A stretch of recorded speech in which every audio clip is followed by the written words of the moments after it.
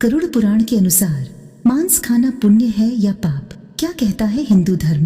तो चलिए जानते हैं। गरुड़ पुराण कथा के अनुसार इस विषय पर एक कथा गरुड़ पुराण से आती है, जो कि भगवान श्री कृष्ण के बाल रूप से जुड़ी है। एक बार श्री कृष्ण यमुना नदी के तट पर अपनी प्रिय बांसुरी बजा रहे थे। उसी समय दूर से दौड़ता हुआ हिरण आया और भगवान के पीछे आकर छुप गया। वह बहुत डरा हुआ था।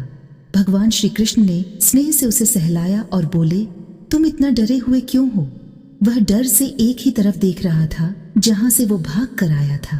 तभी वहीं से शिकारी भी भागता हुआ आया और श्री कृष्ण से बोला, ये मेरा शिकार है, इसलिए इसे मुझे सौंप दो। भगवान बड़े प्रेम से बोले, हर प्राणी के जीवन पर सबसे पहला अधिकार स्वयं उसी का होता है। फिर तुम्हें ये कैसे लगता है कि इस पर सिर्फ तुम्हारा अधिकार है? भगवान के ऐसे वचन सुन शिकारी क्रोध से भर गया और बोला, तुम मुझे ज्यादा ज्ञान मत दो, यह मेरा शिकार है और मैं इसे पका के खाना चाहता हूँ। यह सुन भगवान फिर बोले, किसी जीव के प्राण लेकर उसका भक्षण करना पाप है, तो तुम ऐसा करके क्यों पाप कमाना चाहते हो? वह शिकारी बोला, मुझे पाप और पुण्य का भेद नहीं पता, बस पता है कि यह मेरा भोजन है और मुझे जीवित रहने के लिए भोजन की आवश्यकता है। और वैसे भी मैं इसके प्राण हर कर इसे जीव बंधन से मुक्त ही तो कर रहा हूं। ये तो पुण्य कर्म हुआ ना? फिर आप मुझे पुण्य कर्म करने से क्यों रोक रहे हो? जहां तक कि मैंने शास्त्रों के बारे में सुना है, जीव हत्या तो उनमें भी उचित बताई गई है। वह फिर बोला, राजा महाराजा भी तो शिकार किया करते हैं, तो सारे पाप पुण्य क्या केवल निर्धनों के लिए ही बने हैं? भगवान श्री कृष्ण मन में विचार करने लगे कि तामसिक भोजन करने के कारण इसकी बुद्धि क्षीण हो गई है, जिससे यह कुछ भी समझ नहीं पा रहा है। भगवान को गहरा विचार करते देख शिकारी बोला, चलिए अब आप ही मुझे बता दीजिए कि मांस खाना पुण्य है या पाप? यह सुन भगवान श्री कृष्ण बोले, ठीक है, अब मैं तुम्हें एक कथा सुनाता हूँ, जिससे तुम्हें ज्ञात हो जाएगा कि मांस खाना पुण्य है या पाप।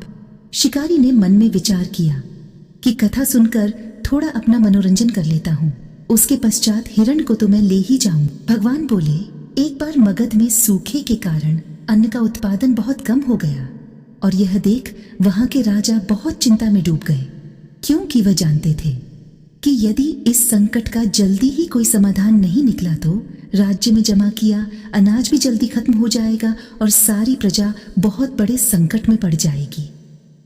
राजा ने इस समस्या के निवारण हेतु तत्काल अपने सभी मंत्रियों व सलाहकारों की बैठक बुलाई। बैठक में राजा बोले कि आप सभी के मत में ऐसी कौन सी सबसे सस्ती वस्तु है जिससे हम इस समस्या को सुलझा सकते हैं?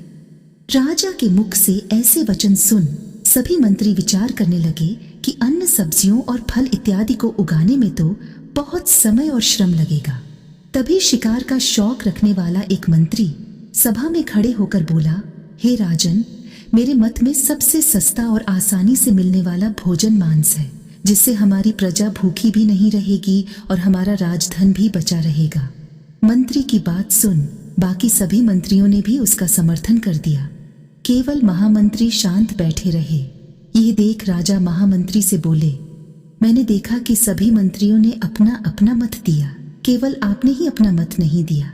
कृपया आप भी इस विषय पर अपना मत दीजिए। महामंत्री बोले, हे राजन, मांस सबसे सस्ता भोजन है।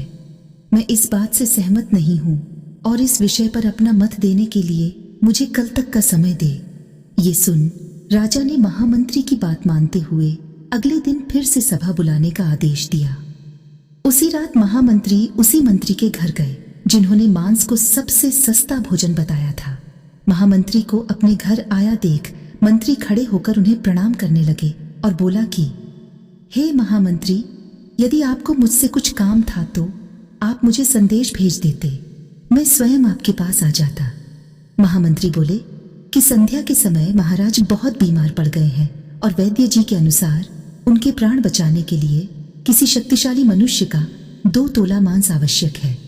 आप महाराज के करीबी है तो मैं चाकू से आपके हृदय को चीरकर केवल 2 तोला मांस निकालूंगा। यह सुन उस मंत्री के हाथ पैर फूलने लगे और उसका चेहरा सफेद पड़ गया। महामंत्री बोले, आप केवल हाँ बोले उसके बदले मैं आपको 1 लाख मुद्राओं के साथ साथ एक बड़ी जागीर और महामंत्री का पद भी दिलवा दूंगा।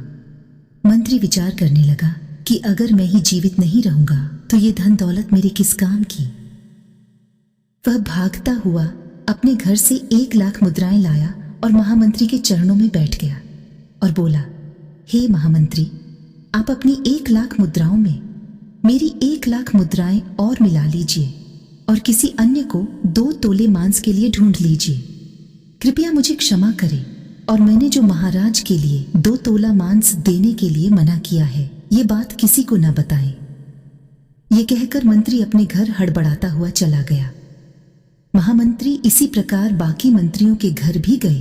किसी भी मंत्री ने 2 तोला मांस देने के लिए सहमति नहीं दी और अपना बचाव करने के लिए महामंत्री को लाखों मुद्राएं देते रहे।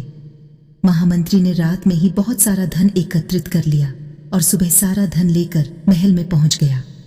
उधर सभी मंत्री यही सोचकर चिंतित थे कि अब महाराज का स्वास्थ्य कैसा होगा। कुछ समय बाद महाराज सभा में आकर अपने सिंहासन पर विराजमान हो गए। राजा को पूरा स्वास्थ्य देख सभी मंत्री अचंभित रह गए और महामंत्री की ओर देखते हुए सोचने लगे कि इसका मतलब महामंत्री ने हमसे झूठ बोला था। सभा में बहुत सारा धन पड़ा देख महाराज बोले, हे महामंत्री, ये इतना सारा धन कहाँ से आया? महामंत्री ने उत्तर दिया कि हे महाराज, मैं तो केवल 2 तोला मांस लेने के लिए निकला था, किंतु सभी मंत्रियों ने अपनी जान बचाने के लिए यह सब मुद्राएं मुझे दी। अब आप ही मुझे बताएं कि मांस सस्ता है या महंगा। यह सुन राजा को महामंत्री की बात समझ आ गई और उन्होंने अपनी प्रजा से निवेदन किया कि वो अपने परिश्रम से खाद्य पदार्थ को उगाने के लिए ज्यादा से ज्यादा परिश्रम करे और महामंत्री के द्वारा एकत्रित किया हुआ धन भी महाराज के आदेशानुसार इसी कार्य में लगाया गया। कुछ समय पश्चात सभी के परिश्रम से खाद्य पदार्थों का फिर से उत्पादन बढ़ने लगा और राज्य में आया संकट भी टल गया। भगवान के मुख से यह ज्ञान प्राप्त करने के बाद शिकारी समझ गया कि प्राण सबको अति प्रिय होते हैं, चाहे वो मनुष्य के हो या किसी जानवर के हो, और वो हाथ जोड़कर भगवान के चरणों में बैठ गया और प्रण लिया कि आज के बाद वह किसी को भी क्षति नहीं पहुंचाएगा। स्कंद पुराण, वराह पुराण और भगवत गीता के अनुसार स्कंद पुराण काशी खंड 3 अध्याय में वर्णन मिलता है कि जो मनुष्य मांस का सेवन करता है उसे ना तो इस लोक में ना किसी और लोक में सुख मिलता है। स्कंद पुराण के अनुसार यदि कोई मनुष्य भूख से मर भी रहा हो तब भी उसे मांस का सेवन नहीं करना चाहिए। इसके साथ इसी पुराण में यह भी वर्णन मिलता है कि भगवान शिव उन भक्तों से कभी प्रसन्न नहीं होते जो मांस मदिरा का सेवन करते हैं। वराह पुराण के अनुसार पृथ्वी देवी के पूछने पर भगवान नारायण कहते हैं कि जो मनुष्य मांस का सेवन करता है ना तो मैं उसकी पूजा स्वीकार करता हूँ, ना ही उसे मैं अपना भक्त मानता हूँ, और तो और मेरी दृष्टि में उससे बड़ा पापी और कोई नहीं है। भगवत गीता के अनुसार भगवान श्री कृष्ण कहते हैं कि जो मनुष्य मांस मदिरा का सेवन करता है उसकी बुद्धि क्षीण होने लगती है और उसका अपनी इंद्रियों पर नियंत्रण नहीं रहता। वह कई तरह के अपराध का भागीदार बनने लगता है। अथर्ववेद के अनुसार मनुष्य के लिए सात्विक भोजन सबसे श्रेष्ठ है, जो मनुष्य के मन को शांति प्रदान करने वाला होता है। हमारे वेदों और पुराणों के अनुसार किसी भी प्राणी की हत्या करना या उसके मांस का सेवन करना निषेध है और उसे महापाप की श्रेणी में रखा गया है। अगर जानकारी अच्छी लगी तो वीडियो को लाइक करें और चैनल को सब्सक्राइब करके बेल नोटिफिकेशन को ऑल पर सेट कर लें। और वीडियो देखने के लिए आपका धन्यवाद।